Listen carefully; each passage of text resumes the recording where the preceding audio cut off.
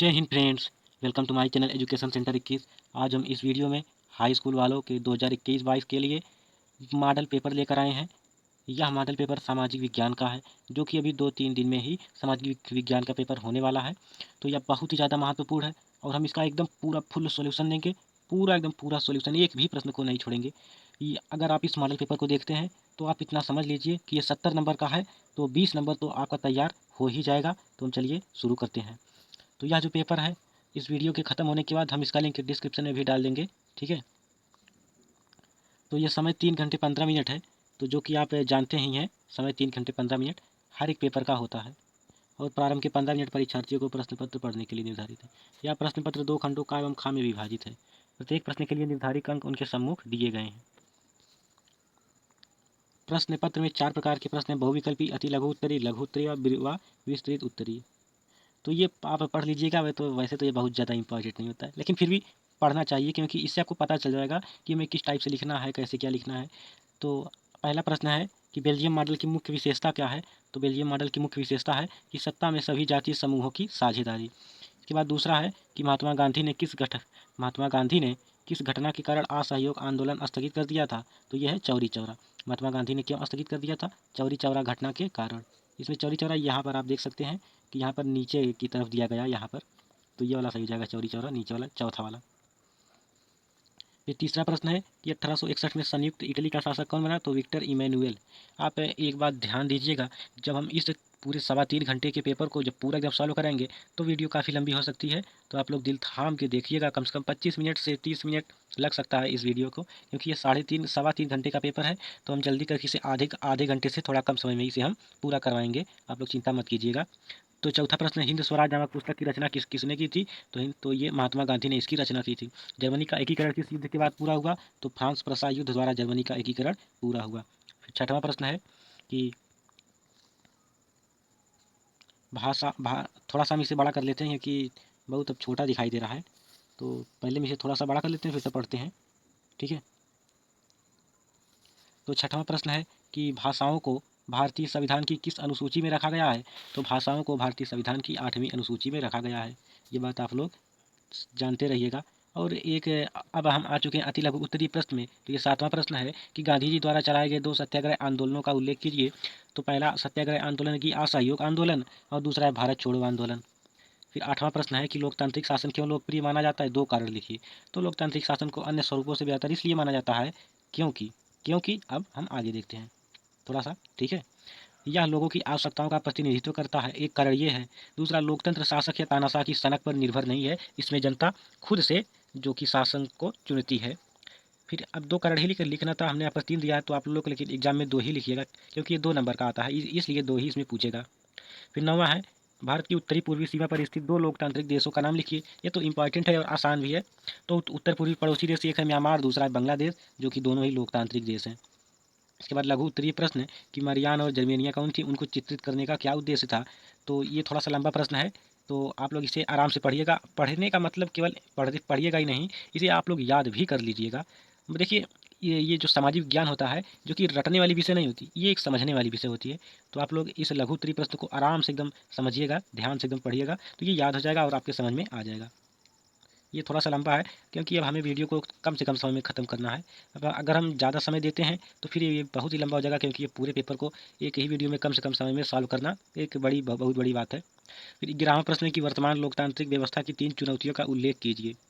तो ये कि वर्तमान लोकतांत्रिक देशों में भारत एक महान एवं विश्व का सबसे बड़ा लोकतांत्रिक देश है, परंतु इसके समक्ष विभिन्न प्रकार की समस्याएं एवं चुनौतियां पैदा हो गई हैं। आप भी भारतवासी हैं, तो आप समझ सकते हैं कि भारत में संप्रदायवाद है, जातिवाद है, क्षेत्रवाद, गरीबी, हिंसा, अपराधीकरण, क्षेत्रीय भिन्नताएं, अशिक्षा, सामाजिक। तो आप लोग समझ मतलब अगर आप पाठ को पढ़े रहेंगे, 1-2 बार अगर आप इसे पढ़े रहेंगे, तो अगर ये आएगा तो आप लिख लेंगे कि क्योंकि आप भी एक भारत देश के निवासी हैं। तो इसमें भारत देश के बारे में ही जो एक जो राजनीतिक विज्ञान, जो राजनीति शास्त्र, ये भारत के बारे में, भारत के संविधान के बारे में ये पूरा रहता है। फिर 12वां, अंतर्राष्ट्रीय आर्थिक विनियमों में 3 तरह की गतियों या प्रभावों का उल्लेख कीजिए। अपने उत्तर की पुष्टि उपयुक्त उदाहरण भी दे या अथवा करके कि प्रथम विश्व युद्ध के बाद आई आर्थिक महामंदी का क्या कारण था, किन्हीं 2 प्रभावों का उल्लेख कीजिए। तो हम यहाँ पर पहले वाले का उत्तर देते हैं। पहले वाला यानी 12 वाला यानी अथवा वाले को हम इसमें नहीं करेंगे। तो अर्थशास्त्रियों ने अंतर्राष्ट्रीय आर्थिक विनिमय में 3 तरह की गतिविधि या प्रवाहों का वर्णन किया है, जिनको उदाहरण के साथ बताया गया है। एक पहला है व्यापार का प्रवाह, दूसरा है श्रम का प्रवाह, तीसरा है पूंजी प्रवाह। अब इन तीनों को हेडिंग बनाकर हमें थोड़ा थोड़ा लिख देना है, क्योंकि ये एकदम विस्तृत उत्तरीय प्रश्न है, तो इसे हमें थोड़ा सा लंबा करना आवश्यक है, क्योंकि तभी हमें 7 नंबर मिलेगा। ठीक है। फिर 13वां प्रश्न है कि सत्ता की साझेदारी का क्या अर्थ है, या क्यों आवश्यक है, किन्हीं दो कारणों का उल्लेख कीजिए। अथवा संघवाद का क्या अर्थ है।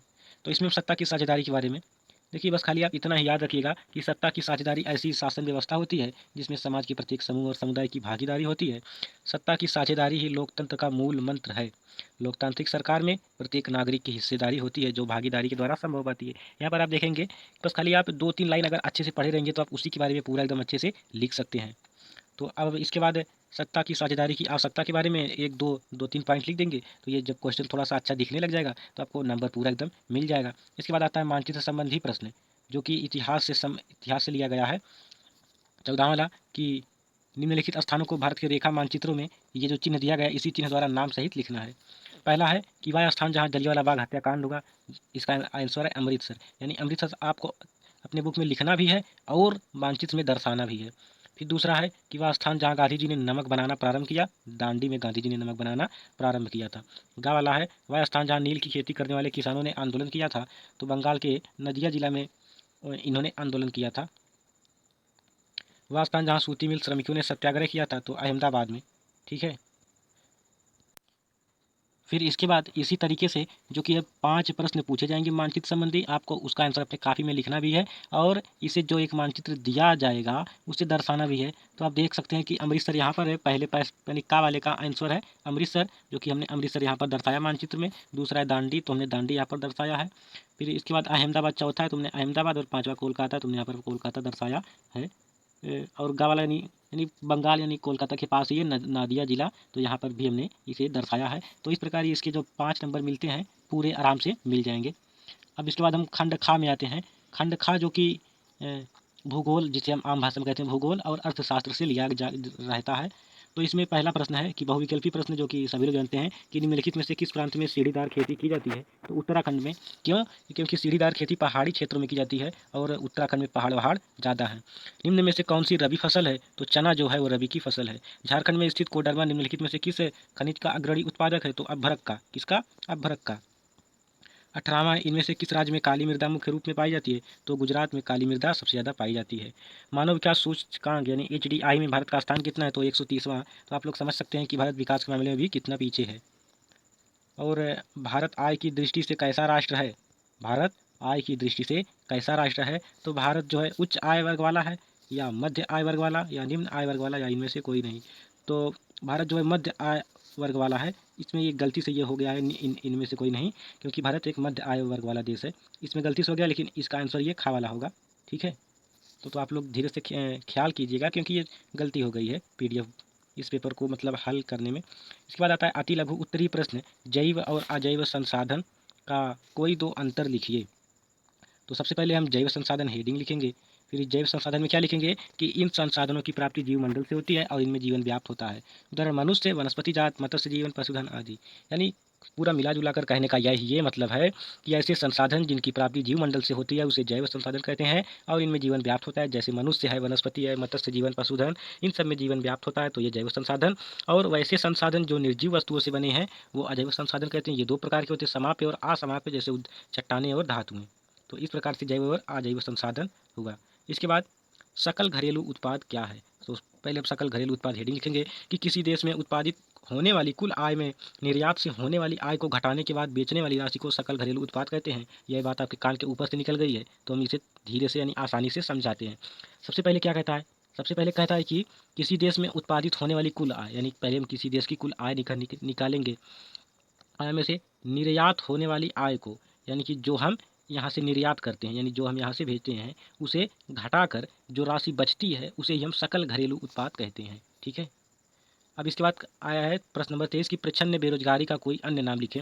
तो प्रच्छन्न बेरोजगारी को हम छुपी हुई बेरोजगारी के नाम से भी जानते हैं। यह वह स्थिति है जब एक श्रमिक का काम तो कर रहा होता है, लेकिन उसकी क्षमता का पूरा उपयोग नहीं हो पाता है। जैसे हम उदाहरण के लिए बता देते हैं, जैसे कि इस समय मतलब मान लीजिए खेत में कोई काम है और उस काम को 2 आदमी आराम से कर सकते हैं। जैसे कि मान लीजिए इस समय गर्मी चल रही है, गेहूँ काटने वाला, तो अगर किसी खेत के गेहूँ को 2 आदमी आराम से काट सकते हैं एक दिन में, तो अगर आप उसमें 3 आदमी लगा दिए, तो वैसे तो काम तो सभी लोग करेंगे, लेकिन जो एक आदमी है उसका जो उत्पादन होगा यानी कार्य उत्पादन एकदम शून्य होगा। तो हम इसे ही प्रच्छन्न बेरोजगारी कहते हैं।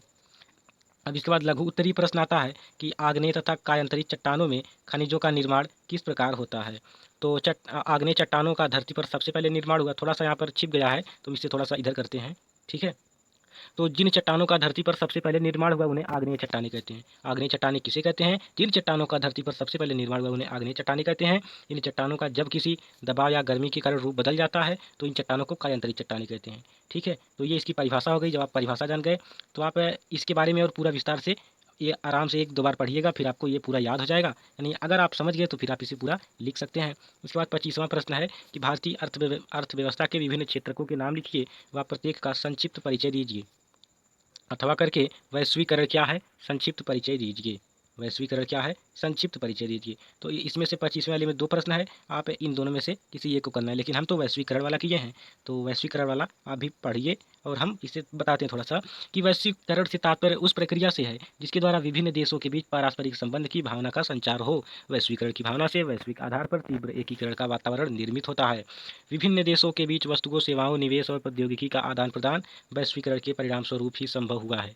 तो ये हुआ वैश्वीकरण के बारे में। आप इसे थोड़ा सा और पढ़िएगा, जिसके बाद आपको ये अच्छे से जब पूरा समझ में आ जाएगा तो आप अगले प्रश्न की तरफ बढ़ेंगे। अगला प्रश्न है दीर्घ उत्तरी प्रश्न। दीर्घ उत्तरी प्रश्न 2 है, यानी अभी 27 प्रश्न आते हैं तो अभी हम 26वें की तरफ बढ़ रहे हैं। ये 26वां है कि अंतर्राष्ट्रीय बाजार किसे कहते हैं, इसकी 5 विशेषताओं को लिखिए। इसके बाद परिवहन वाला है तो हम परिवहन वाला छोड़ दिए क्योंकि अथवा में करके दिया गया है। अंतर्राष्ट्रीय बाजार, जब किसी वस्तु के क्रेता विक्रेता विश्व के विभिन्न राष्ट्रों से वस्तुओं का क्रय विक्रय करते हैं या जब जब किसी वस्तु की मांग देश व विदेश में हो तो उस वस्तु का बाजार अंतर्राष्ट्रीय होता है।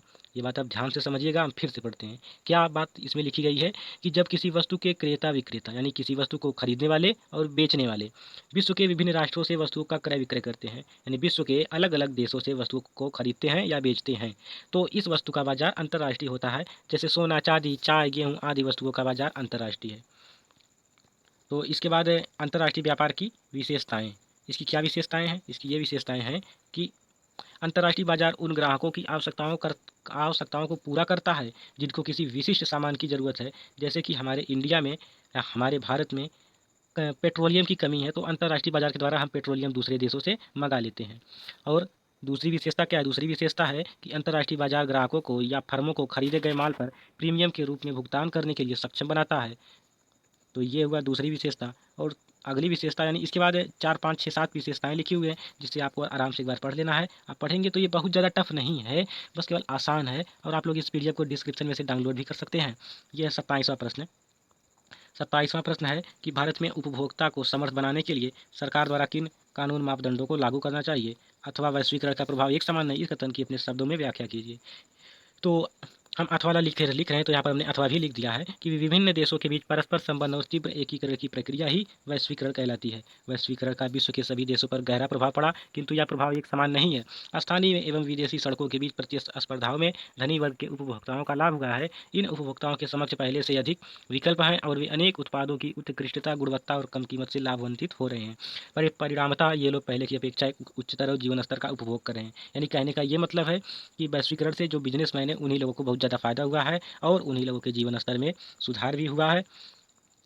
फिर इसके बाद लगता है वैश्वीकरण से बड़ी संख्या में छोटे उत्पादकों और कर्मचारियों को कई चुनौतियों का सामना करना पड़ा। वही बात मैंने